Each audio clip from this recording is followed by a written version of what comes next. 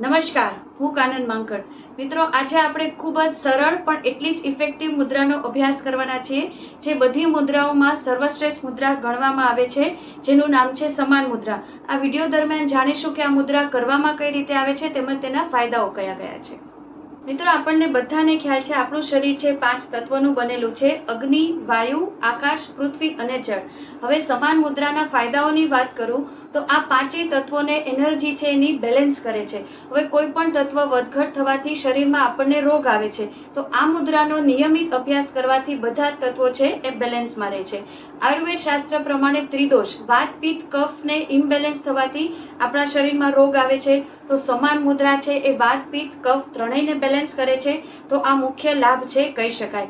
હવે કેવું થાય કે ઘણી વખત વાયુ મુદ્રા છે પિત્ત માટે અલગ છે અને કફ પ્રકૃતિ માટે અલગ અલગ મુદ્રાઓ હોય છે. હવે આપણને ખ્યાલ ના આવે કે આપણે કઈ પ્રકૃતિ છે, તો ત્યારે તમે સમાન મુદ્રાનો અભ્યાસ કરીને તમારામાં ત્રિદોષ છે એને બેલેન્સ કરી શકો છો. હવે સમાન મુદ્રા છે તો આપણે છે 5 વાયુ છે: પ્રાણ, અપાન, સમાન, વ્યાન, ઉદાન. તો જે સમાન વાયુ છે જે નાભીની આજુબાજુ રહેલો છે તેને એ બેલેન્સ કરે છે.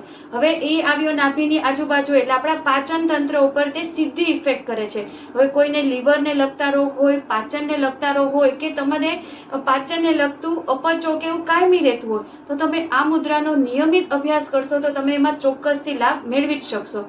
અને છેલ્લો અને મુખ્ય લાભ છે આપણા જે 7 ચક્રો આવેલા છે એને એક્ટિવ કરે છે અને એને બેલેન્સ કરે છે. તો આટલા બધા ફાયદો જોયા પછી આપણે આ મુદ્રાનો જો અભ્યાસ ન કરતા હોય તો આજથી શરૂ કરી દેવો જોઈએ. હવે જાણીશું કે આ મુદ્રા છે કરવામાં કઈ રીતે આવે છે. હવે જાણીએ આ મુદ્રાની વિધિ.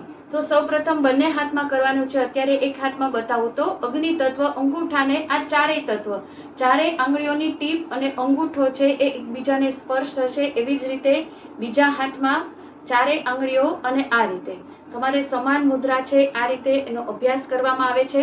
હવે તમે પ્રાણાયામ કરો છો, ધ્યાન કરો છો, ત્યારે કોઈ પણ આસનમાં કમ્ફર્ટેબલ પોઝમાં બેસી આ રીતે મુદ્રા છે ગોઠણ પર રાખી અને તમે કોઈ પણ વસ્તુ છે કરી શકો છો. જ્યારે પણ ફ્રી બેઠા છો, તમને મેં કીધું એમાંથી કોઈ પણ તકલીફ હોય અથવા શરીરને સ્વસ્થ રાખવું હોય તો તમે સમાન મુદ્રાનો નિયમિત રીતે અભ્યાસ છે કરી શકો છો. આશા રાખું છું આ વિડીયો આપને કામ આવશે.